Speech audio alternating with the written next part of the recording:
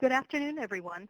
My name is Laura Mullen, and on behalf of ACRL and Choice, I'd like to welcome you to today's program, Online Video, The Student Perspective, sponsored by SAGE and featuring Camille Gamboa and Elizabeth Leonard. Today's discussion is one in a series of sponsored webinars from ACRL and Choice that addresses new ideas, developments, and products of interest to the academic library community. Free to users, these structured 60-minute live presentations provide the opportunity for interactive discussions of important new issues and developments in academic librarianship by librarians, vendors, authors, and other interested stakeholders. Before we get started, I'd like to point out a few features of the webinar software.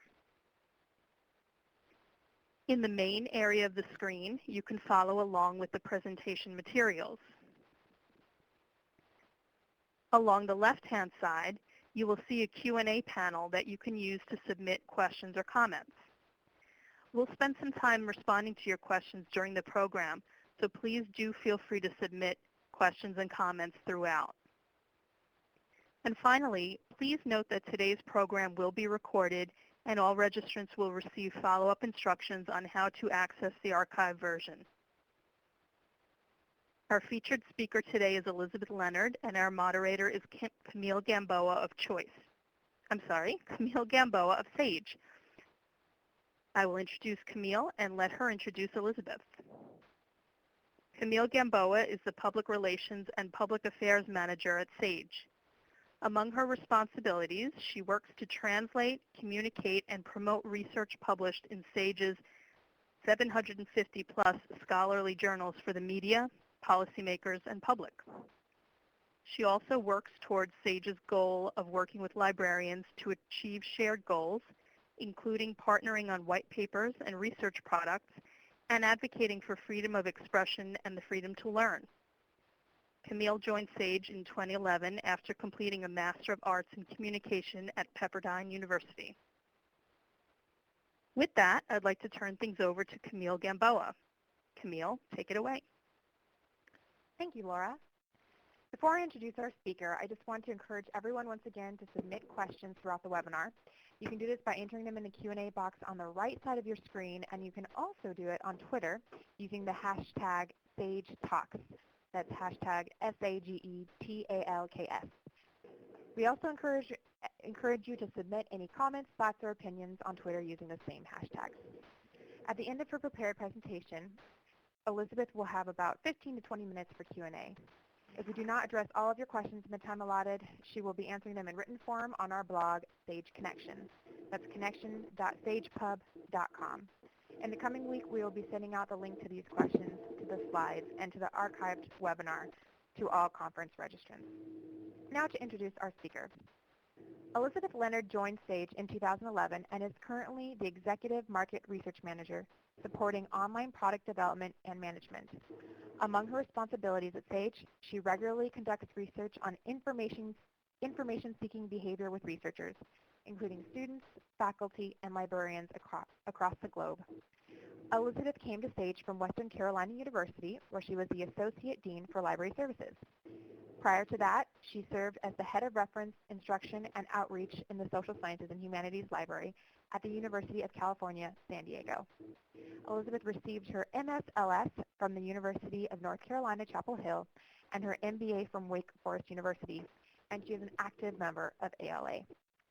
Now, without any further ado, I'll pass it on to you, Elizabeth. Thank you very much, Camille, and thank you all for joining us on what I hope will be an interesting presentation and then discussion about how students are engaging with educational video.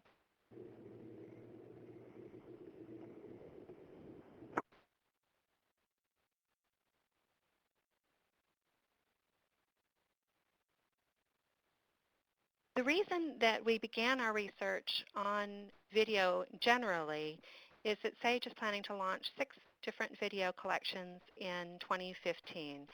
And we're very interested in knowing why and how students, faculty, researchers, and librarians are using video so that we can meet student, faculty, and librarian needs. That said, the research that I've been doing, much of it will be able to be made available publicly in things like the white paper that will be released about students and video in the spring. My research began originally looking at specifically how faculty are engaging with video. And at the end of doing a pretty wide range of research, including getting survey responses from 11,000 faculty around the world, we started to piece together what we saw as how faculty themselves were leveraging the power of video inside and outside of their classroom. And what you see here on this slide is what we saw as the major use cases for video in the classroom and outside the classroom. And the majority of it really was inside the classroom. And this is not to indicate that these are the only reasons that instructors would use video, simply that these are the main categories. And you can see that it ranges from instructing students on practical things that they don't want to talk about inside the classroom, so being able to say, go watch a video on this so that you can learn that on your own, to using the flipped model of a classroom to make sure that they are coming to class in order to have more engaged discussions in class. It could be that they just want to break up the class period themselves and give themselves a break. A lot of it was about trying to reclaim lapsed attention in the classroom. The faculty have definitely noticed that it can change the mood in a classroom to be able to show a brief clip. One of the more interesting use cases is around having video that can illustrate something that's a sensitive issue that faculty think if they themselves were presenting could create a barrier for the discussion, but where they bring video in, it can open up a discussion on something that's sensitive. For many faculty, it's a way to bring somebody else into their classroom, a guest speaker sort of notion, but have it be more global. So instead of it being just the person who you might be able to bring in from your own city, to be able to bring in somebody from another country through video, and oftentimes making that person a luminary in the field. And occasionally people will tell me that they're doing that even though it looks like the reason is because they're trying to bring in a guest speaker who's a distinguished person. It's because they themselves aren't the expert on that topic and want a break. So after the end of all of that, what we were really trying to figure out is, okay, so that's what faculty are feeling about video. How then are students engaging with video? And is what faculty want for video actually working? And so that's led to the beginnings of a new phase of our research, which is looking very specifically at students and video. And I'm going to be giving you some preliminary research. The research isn't concluded yet. So you're not going to see any percentages. You're not going to see any statistical significance. And I don't want for you to believe that any of these results are at the moment something that I would say are statistically significant. Instead, I'm giving you a narrative of what we've learned to date.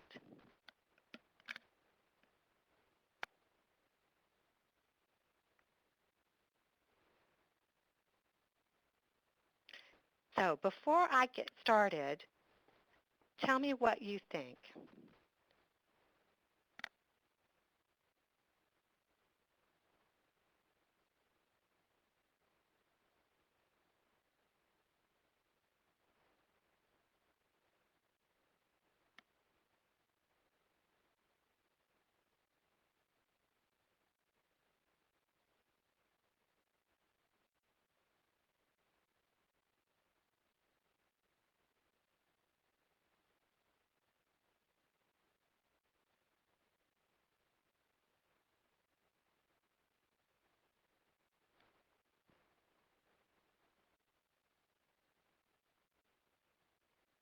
Okay, I'm going to give it just another second.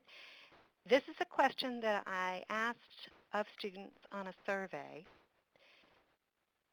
And what I wanted to know is when they were looking for a video, where did they go?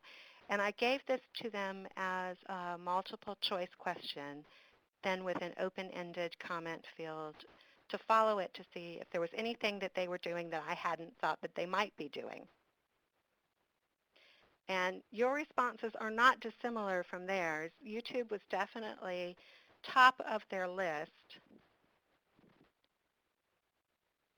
followed by doing Google searches, and then they said that they were often finding video through their class web pages because their faculty are putting together lists of potential video or video sources for them.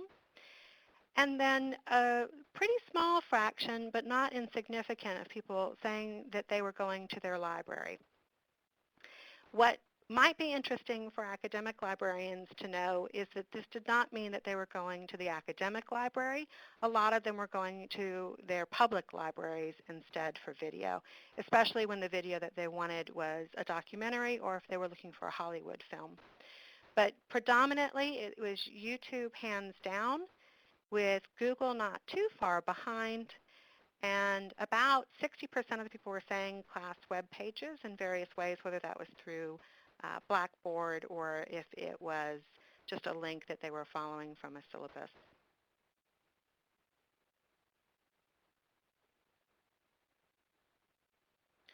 I also have been trying to get a sense of what are their main destinations other than where they are doing a search. Are there places where they just tend to go to directly on a regular basis? And the answers there are a bit different. And so you can see here that YouTube is still top of the list, but a lot of students say that they go to Khan Academy and looking for videos that will help them ground up or shore up their skills, because they learned about Khan Academy in high school. And so even in college, they're continuing to look at Khan Academy. TED Talks is one of their favorite sources of video. For students who are further along in their studies, so either upper level undergraduates or graduate students, they've started learning about different disciplinary hubs for video, or places like a society who might have a section of their website where they're linking to video.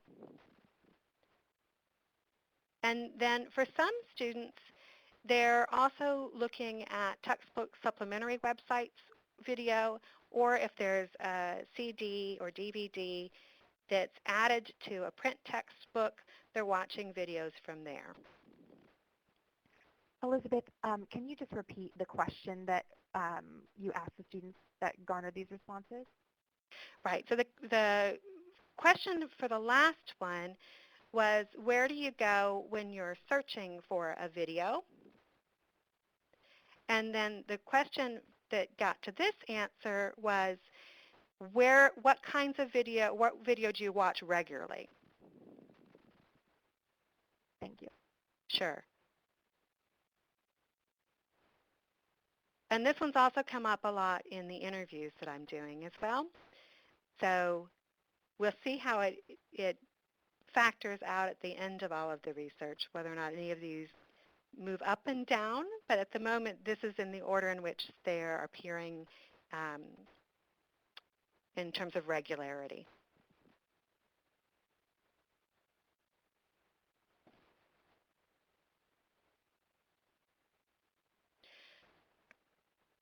I asked an open-ended question in the survey, and I've been doing it as well in the interviews, that is, what makes for good video?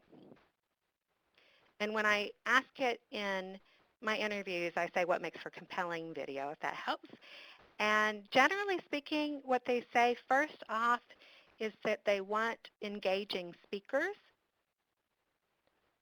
There are a lot of comments about wanting for there to not just be a lot of talking about theories and concepts, but wanting it to include a lot of relatable examples.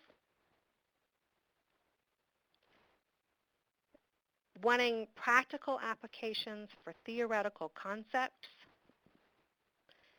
having a huge preference for infographics and colorful visuals and diagrams, and, believe it or not, humor. And the humor one's interesting because a lot of people said for them, they want it to be funny, but they don't want it to be too funny. And a couple people were saying that they can see that they have colleagues or students who they're with in class who want funny videos, but they themselves would prefer it if an educational video stopped trying to be funny. And that seemed to apply most to any lectures rather than something like a Hollywood film or a documentary, that they don't want to see their faculty trying to be funny. But for the majority of students, they wanted something that would be engaging, and that could include humor. For the engaging speakers, one student wrote, I find learning material of any format needs to be supplied enthusiastically. If the content is presented in a monotone fashion, engaging material becomes boring and harder to understand. And that was something that I read and have heard over and over and over again, that engaging video is like an engaging instructor. It's somebody who clearly cares about what they're talking about and who presents it in a way that makes you want to listen. And it's why students said that they liked TED Talk so much, that it's not just the production quality, it's the level of engagement that they feel with the speaker. In terms of the relatable examples, a lot of that came down to wanting real-life applications, with some people saying that for them the relatable examples includes seeing diversity of real life, and so not wanting too homogenized of a view, and instead seeing more the panoply of the real world. For the practical applications of theoretical concepts, it tended to be around wanting for there to be something that provided contextualization for the concepts that they were either having to read about in a textbook or listening to their faculty, and this is a quote, drone on.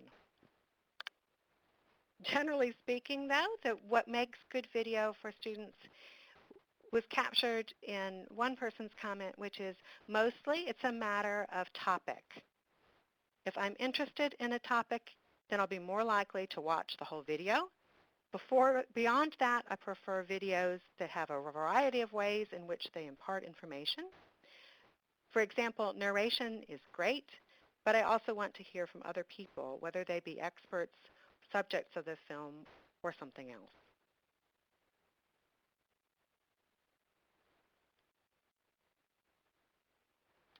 I've also been asking what makes for bad video.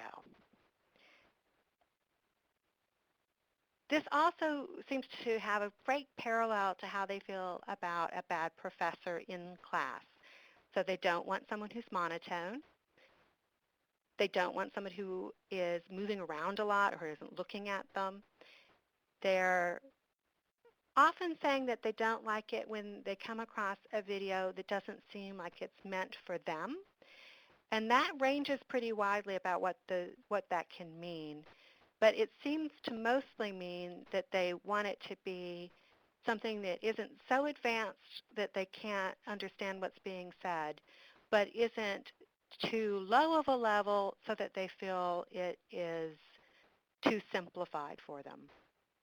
So even though students were saying how much they love Khan Academy, the further they got in their studies, the more likely they seemed to be saying, I used to go to Khan Academy, but now what I really want is something that's more complex and more relevant to what I'm doing. They also said that they saw bad video as something that was hard for them to figure out if it was relevant. Mostly this was about whether or not it was topically relevant, but sometimes it seemed to be that they just couldn't figure out even what the video was about, and so that made for bad video. They talked also about having odd sounds or bad audio. So for all of those of you who are listening in, you can imagine what it's like then if you're hearing lots of rustling papers on my end, or I'm in a hotel at the moment, if all of a sudden you heard housekeeping, you're going to be turned off from that. So they want for there to be clear audio. They don't like there to be lots of background sounds, including they're not so thrilled to have background music. And then they don't want their speakers to be distracted if it's a video that is a lecture.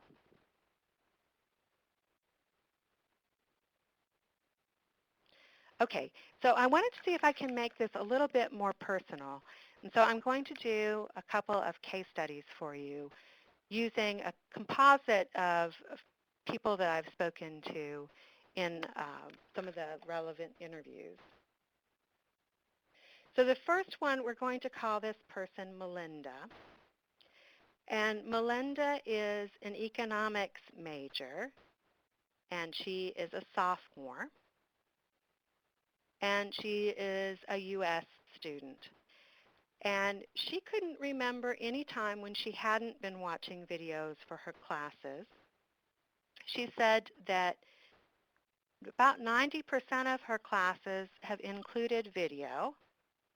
The 10% that didn't, she said she couldn't really imagine how they could have worked video in. And so it was all right with her that there wasn't video there. But she really preferred it where there was video being shown, and said that for her, she could even relate the videos being used well to the teachers who themselves seemed more engaged in class. So even if a professor was using video, she could say that she thought that some professors used video better than others in her classes. And that seemed to be about feeling them bringing video in just to break up the classroom rather than bringing video in to spur discussion. She also talked a lot about how some of her professors did a lot of work selecting video for them to watch outside of class, and actually used the phrase flipped classroom, and said she could identify which of those videos were to be used for discussion in class in the week to come, and which were the videos that she was being shown as potentially supplementary for her. She said that when she looks for video herself, it's mostly because she's trying to get ready for an exam. And so when she has problems understanding an economic theory, and she's at the point in her studies where she's starting to get exposed to some theories that don't seem to her to have any application to real life, and that they're very, very mathematical. And so she's having issues trying to figure out not just how to do the math, but why she should care. And so she's been looking around for video to explain the math in a way that makes more sense to her. And she's also trying to find video that tells her why she should care about these theories.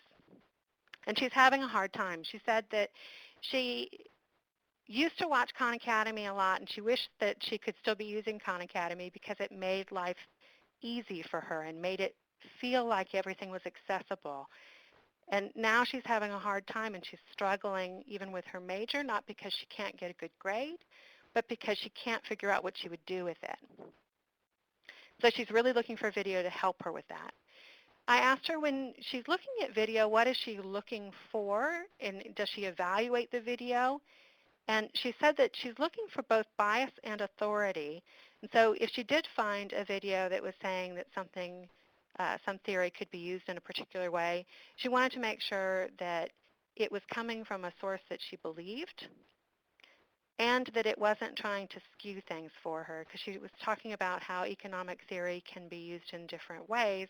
And so she didn't want to start believing in any one theory being used in any one way because of that.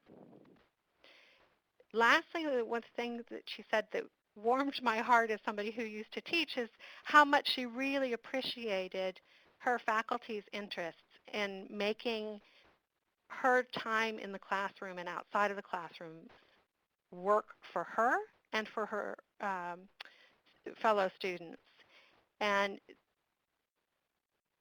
that when she could tell that her professors were putting the time in, it made her want to put more time in.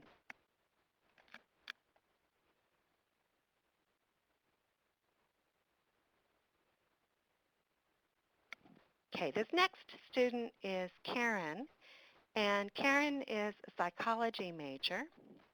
She's also in the U.S., and she also said that she's watching video for most of her classes, but the percentage was a little lower. So for her, she said it was more like 75% of her classes had video in them. And she said it's lower now that she's a psych major than it was when she was just doing her gen ed courses. And she really wished that there were more videos on the more advanced topics that she's covering now in class. At the moment, she's really interested in learning more about autism and wants to see videos that explain both the theory of autism as well as the practical applications for autism, so treatments that work in various settings, including treatments that work outside of the U.S. So for her, she said she sees video as a way to bring the international academic community to her via her device. And she said that she often was watching video on her iPad, but that she would never really watch an educational video on her phone because that for her is something that she uses for personal use and not something that she uses when she's trying to concentrate. And that for her, the phone is something she's also not using in places where she's trying to concentrate. So if she's someplace where she's trying to study, she's already someplace where she either has her laptop or her iPad, so why would she choose a smaller device to watch a video on? I asked her if she'd ever looked at her library to see if her library had any videos on psychology that might help her, because she was talking a lot about the amount of time that it was taking her to find relevant videos. And she said she hadn't ever thought to look at her library and wasn't aware that the library had any videos.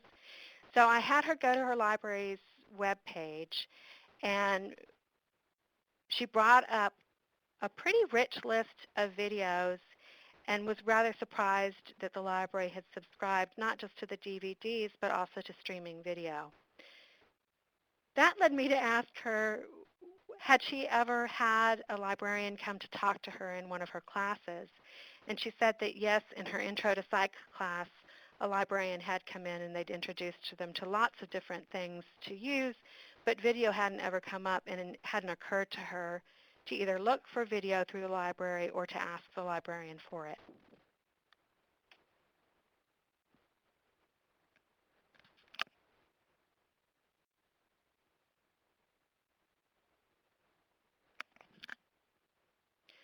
Okay, so Cedric is a Canadian student studying media studies, and he said he watches loads of video every week for various classes, and he finds himself watching videos over and over and over again, mostly watching the same segments over and over and over again.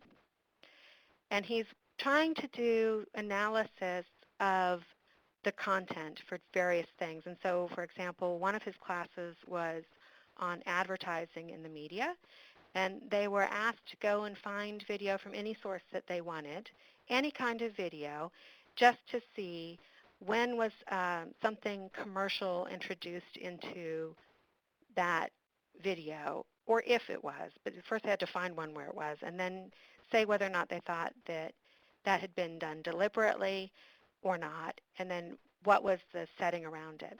So he was watching videos over and over and over again, not just to analyze them, but also because he said he couldn't understand often everything enough to do the analysis. And when he was finding things on the open web, they didn't come with transcripts. So I asked him if he had looked at his library to see if they had anything, because it might be more likely that there were transcripts available that way. And he said no, he wasn't aware that the library would have any streaming video, which, by the way, they had loads, and that he had actually used the library to check out documentaries on DVD. So he knew that that was there, but he hadn't even thought that to check for more. For him, video wasn't used in nearly as many of the classes as the first two people, and said that it was more rare that video was used outside of his media studies program, and wasn't quite sure why the library would even be involved in streaming video or why he should try to talk to them about it.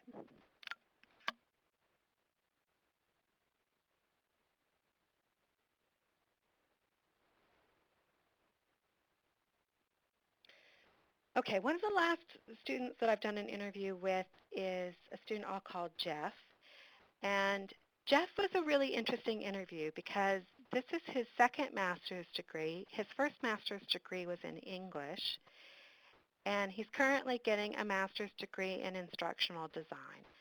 His master's in English, he never really saw any videos, couldn't quite imagine what the application would be, but said that he had worked as a tutor for a lot of students, and he would use video as a way to get them engaged in the work he was doing as a tutor. And it is one of the things that tempted him into the program on instructional design.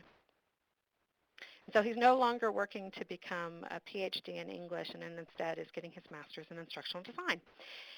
And he is in a program that is all online, although he said his campus doesn't have that many distance education programs. And that from what he can tell, this is a pilot program to see whether or not in a program where all of the instructors know what makes for good instructional design, can they make for compelling classes that are all online. He said that his classes are all synchronous, meaning that they are occurring all live, but that if they want, some of them can be in person with the instructor, with everyone else who doesn't want comes in through the video feed, which means that for them, they are streaming the video of the classroom, and then within that, they might also be streaming video for the students to watch. He said that the way that that works is the link to the video that everyone is supposed to be watching during one of the classes gets sent to all of the people live through a chat link. Everybody then mutes except for the classroom that is in person. Everybody watches the video. When the professor believes that enough time has passed that everyone has made their way through the video, then everyone unmutes, and then they discuss the video.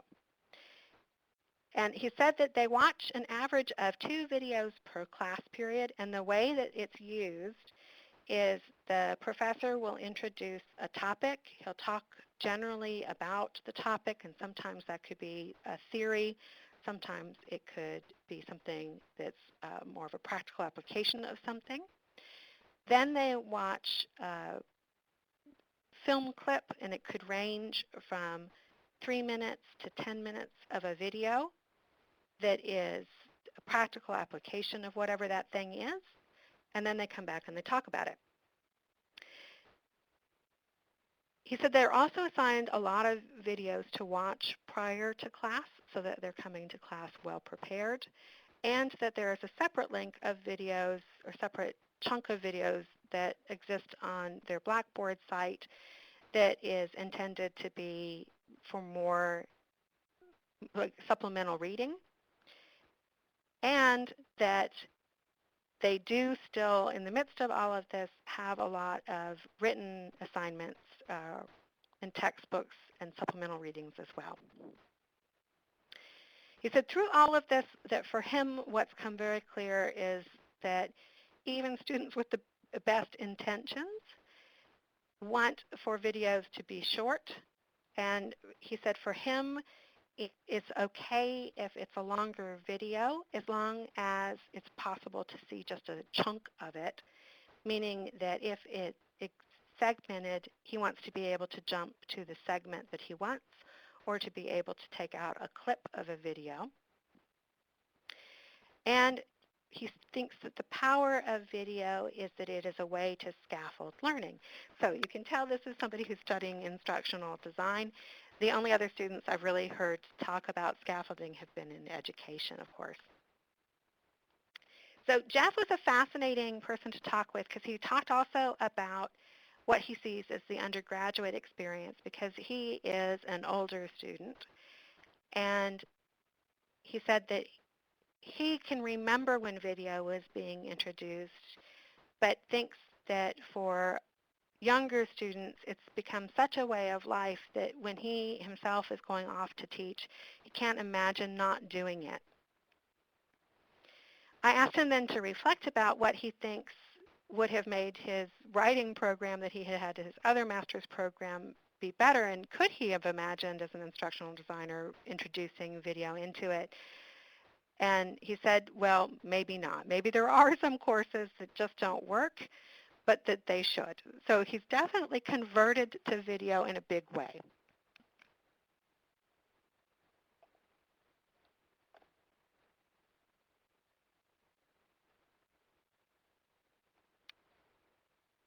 Some generalizations for you is students are tending to watch on their own between 2 to 8 minutes of a video. They say themselves that they're easily bored and distracted, but that they really want to learn. They're looking for something that is just right. They're not really wanting to satisfy their needs quickly just to get it done with. They look at what the topic is. They look at what examples they might be able to gain information from. They're looking at authority in a mixed way, and what authority means to them might not be what authority means to us. But some of them are really informed and are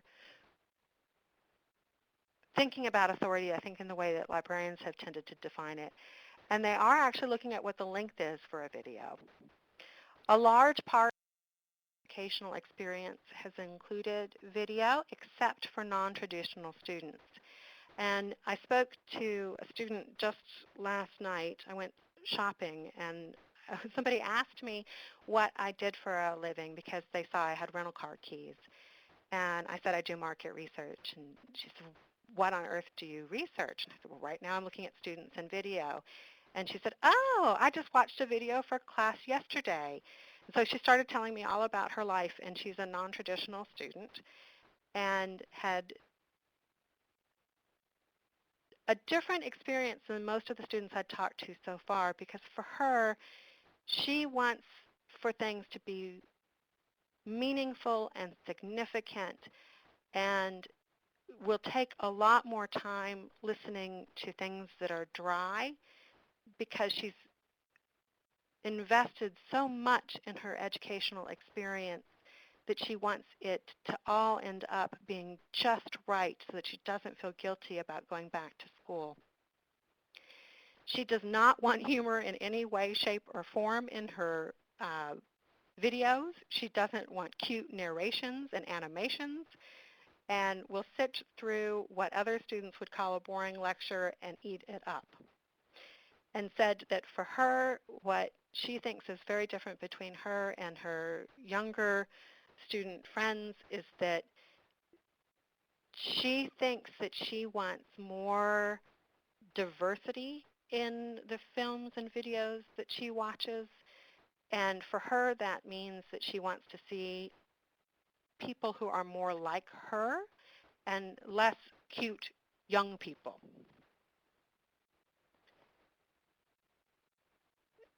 I've been fascinated by how many students know about the flipped classroom and talk to me about the flipped classroom. At the moment, I can't say that this is something that is true outside of the U.S. because I haven't done that many interviews internationally, but a lot of American students are talking about flipped classroom. And lastly on this, I'd say that they are learning about what the library has generally, but they're not learning it from librarians. They're learning it from their faculty.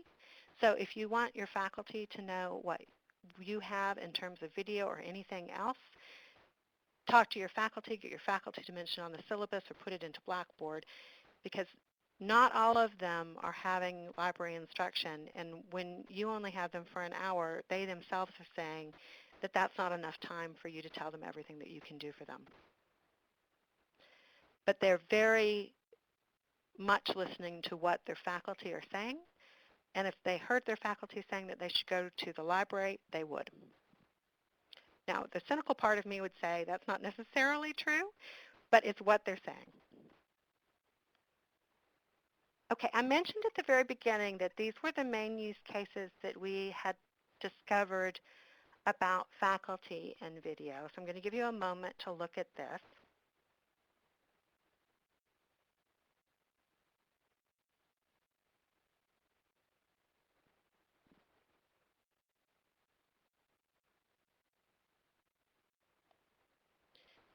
Now, you'll see that not all that much changes when we move to looking at students in video. But before I get there,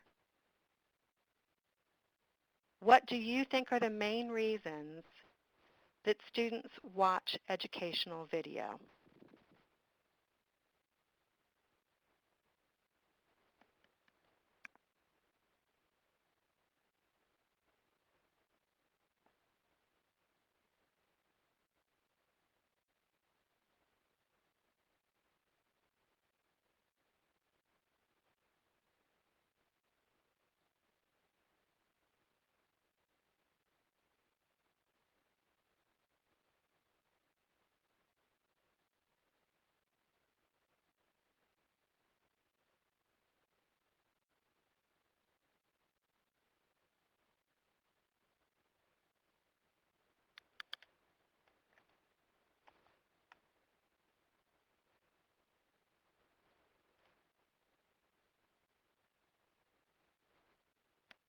Okay, maybe just another minute.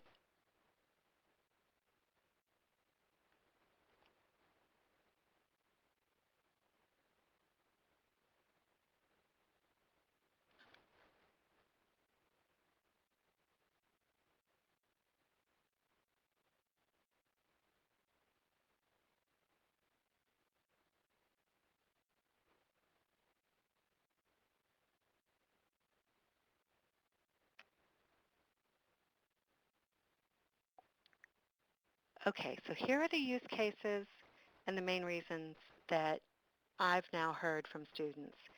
The first is something that many of you were saying is they have to. They've been assigned it for class. The second main reason is that, again, they have to because they've been shown it during class. So unless they are closing their eyes or going to sleep, they're simply going to watch the video. Many of you also mentioned, though, that they are looking at it very actively themselves, and so it's to gain understanding or to get a how-to, so either a concept or a how-to. And then some of them are, if you think about the humanities, some of them are also then looking at it as a source for a paper, and it's true in the social sciences too. So some people, like the student who was studying autism, would then have cited something that she's learned from a video, especially where she saw something that she thought was authoritative.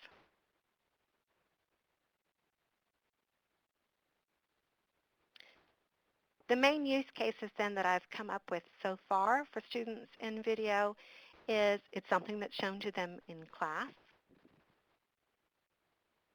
So we've heard a lot from students, and you've clearly heard it yourself from students and from faculty, that video is something that's very present in the classroom, especially true for students who are learning online.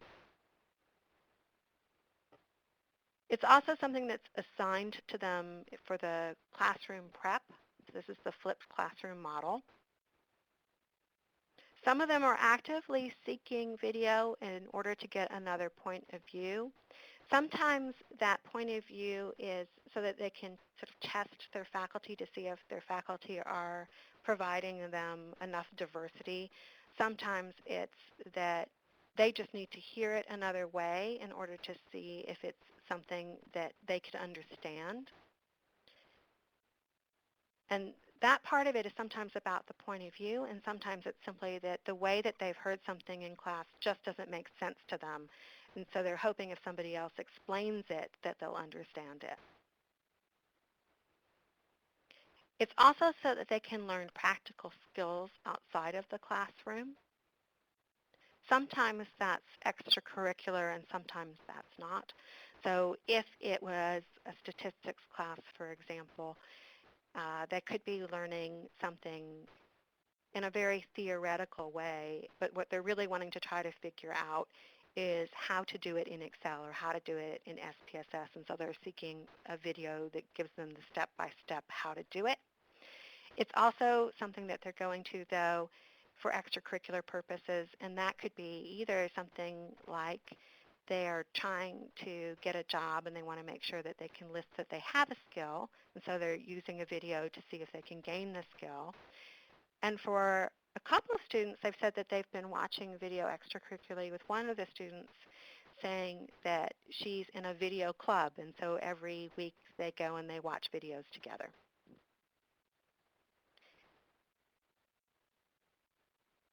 A lot of the students, when I ask them, although it doesn't come up without me asking them, say that they're including clips of videos or links to videos in order for them to illustrate a point in their presentations that they're making in class. And the biggest downfall for them is that they're saying that when they try to embed things in PowerPoint, that the clips aren't working, and so they're having to then just copy and paste the link. So there's some issues around it, but they're still all saying that they are essentially doing what they see their faculty doing and taking their lead from that. They're also saying that they are trying to support generally their learning outside of the classroom. A lot of that is trying to make sure they really understand something, but it's also that they are trying to prepare for tests.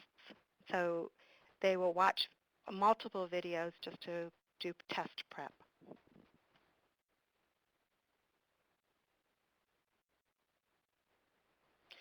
So this is just a portion of the research. There's loads more information that we have gathered so far and more to come.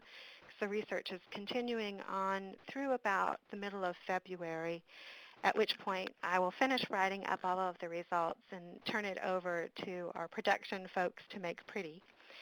And the white paper should then be released in the spring of this upcoming year. We're also holding a brunch at ALA Midwinter. So if you're coming to Midwinter and you'd like to hear sort of a behind-the-scenes look at SAGE video in higher education, you can email Camille. And Camille, I'm going to turn it over to you. Thank you, Elizabeth. We do have some questions from members of the audience so far, quite a few good questions. But I encourage you all to keep them coming, either here or in the chat box of the webinar room or on Twitter using the hashtag SageTalks. And any questions we don't get to right now, and then in the next 10 minutes or so, we will get to on our blog, Sage Connection. So let's start with a basic question. We had a few questions actually asking you to clarify the type of videos that you were studying in your research. Was your research only concerned with video in the context of education, learning videos, classroom videos? What about library instruction videos? So if you could start by clarifying that. Oh, I hadn't even thought about library instruction videos. Okay.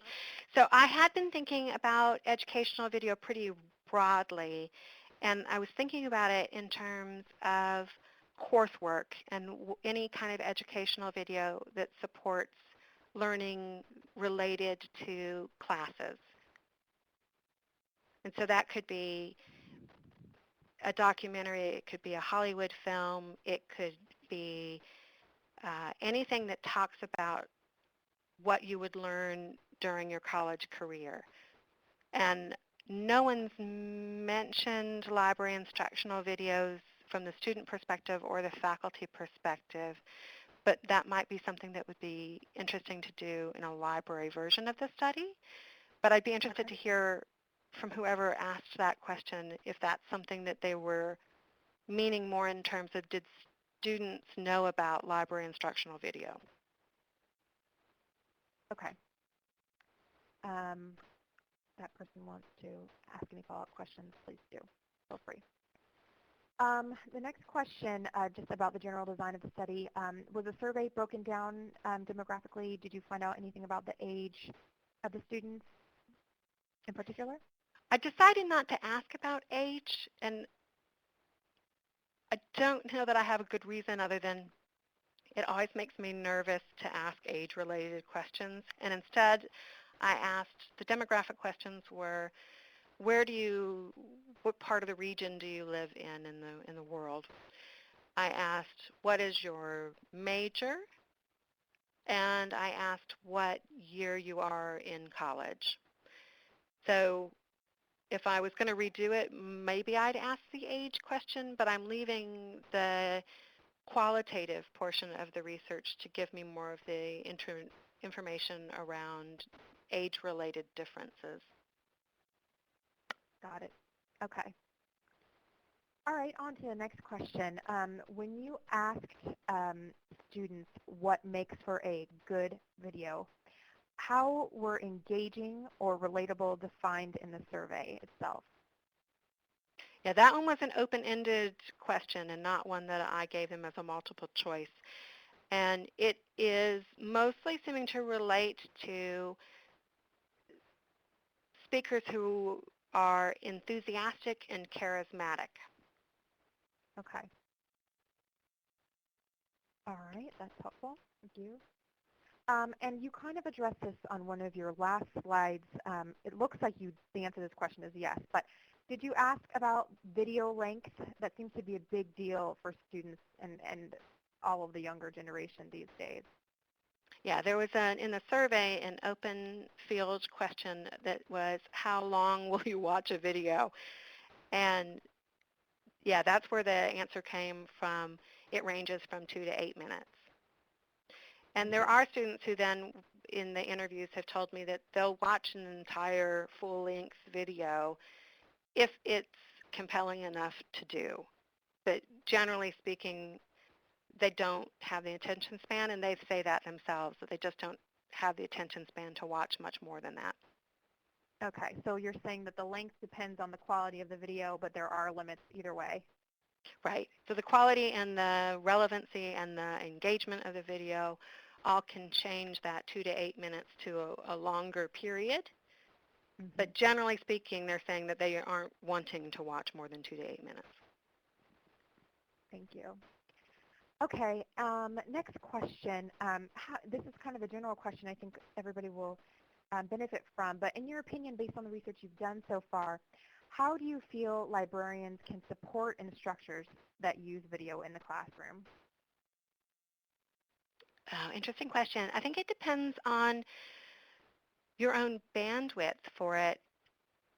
Faculty are saying that they have a hard time finding the right video for what they want, and a lot of them are spending loads of time searching for free resources and through fee-based resources to find just the right video to illustrate just the right point in class.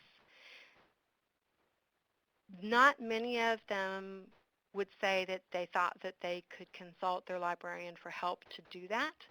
So if any of you are willing to take the time and consult with your faculty and help them find the right video, that would be one way to do it. Another way is that they don't all know about all of the different places that they can go for video. So they can be just as stuck in their ways as students are in terms of where they go to look. And if you want to create subject level or topic level LibGuides or library guide pages that could get them to better places more quickly, That would be another way. Then you just have to make sure that they're aware that those sources are out there for them, that those LibGuides are in existence. But those would be things that the faculty, I think, would be really receptive to. The other thing that faculty have problems with is trying to figure out, just as the students were having problems figuring it out, how to embed video or how to clip video. So if you have people in your staff who have the bandwidth and the skill to do that, that would be something that would be really welcomed. Actually, there's a related question on Twitter from OBE Jess, at OBE Jess. Thank you, Jess. Do you have any technologies that you recommend for making videos or for helping instructors to make them? I think Or a have you heard of couple any? of the faculty have said which things that they like themselves. I personally don't, but I can go back through what they said that they really liked and send that back out. Yeah. Okay, that would be great. Okay, moving along, we'll try to see how many we can fit in the time we have left. We had a couple of questions about web video in the classroom. One person asked if any students have shown frustration with the indexing and searching of YouTube. And then another person asked if you saw any general feedback about the reliability of web video in the classroom. Okay, let me do the reliability one first, and I'm going to assume that I'm going to read the right intent into that one. I had some faculty tell us that they had issues with two things with free streaming video when they were in the classroom. The first was around the links not always working, and that didn't mean that they hadn't done the link properly, but that the video was no longer there. The second was that the streaming issue and the bandwidth on their campus can sometimes interfere with their ability to stream a video. The last issue there was around the pixels for the video, and that when they were watching something on YouTube, that it would be great on a laptop or on a PC or on a tablet or a mobile device of some sort, but it didn't display well on a large screen in a classroom. So that's sort of the reliability issues with streaming video. What was the first question? About index and searching of YouTube. Oh, right. So I don't know how many of the students would say that they understand what indexing might be on YouTube. Some of them said that they had their own favorite channels on YouTube that they would go to because they didn't really have the time or interest searching through loads and loads and loads of YouTube results. So I think that they're definitely impacted by the indexing and metadata quality in YouTube, but they wouldn't know to talk about it, of course, that way. Got it. Okay. So we just have a couple minutes left, but there were some good questions about branding, about library branding. At Rob from Calgary asked some good questions that I'd love to get your opinion on. He asked if you think that faculty are aware of library holdings of video, and if students are unaware because the library brand still equals books. Okay, so the first part of that is whether or not faculty are aware of what the library has. It varies, of course, campus to campus, and then within a campus it varies within the faculty. And partly that's the faculty's fault because you can tell them time and time again what you've got, but until they need it, the message can be lost on them. Partly it's trying to find a library message that doesn't feel too library and instead feels like it's something that's a solution for them. In terms of the branding issue, could you repeat what that one was? If the let's brand see. of the library equals book, was that the Oh question? yes, because are students not thinking of library um, video holdings because to them libraries still equal books?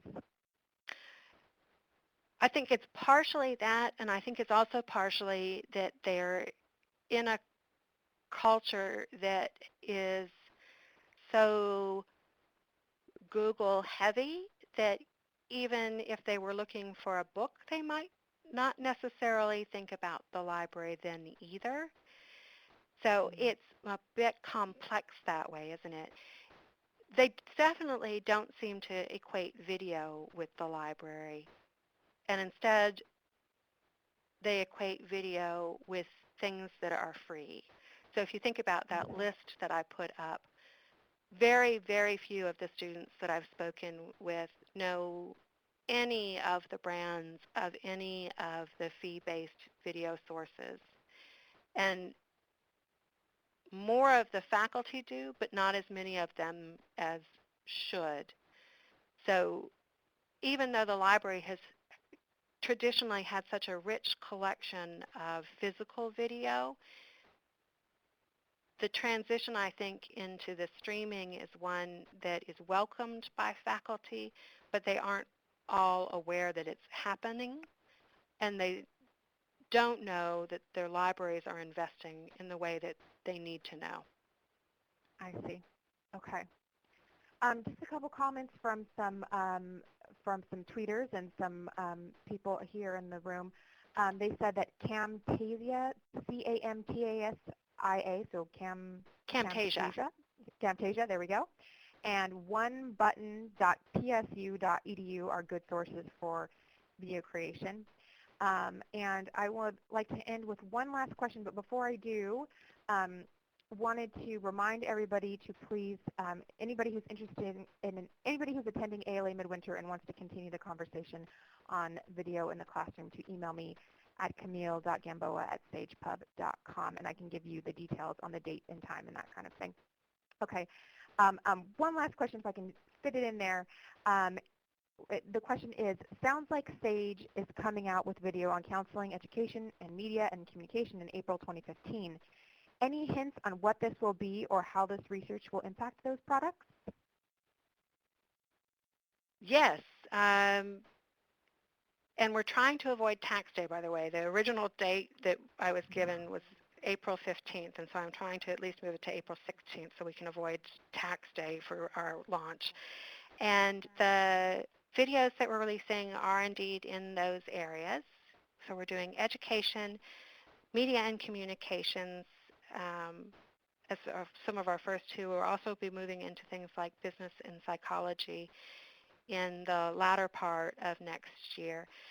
And we are using this research very much to help us understand what kinds of video people are interested in.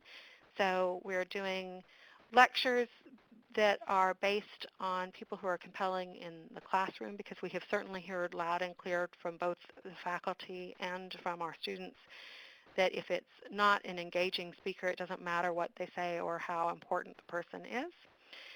The other way that we're using it is we've heard a lot about the need for better how-to videos, and better not meaning the production quality, because there's some great production quality how-to videos out there, but they're not necessarily matched with curricular needs. And so taking a really close look at what the curricular needs are for how-to videos.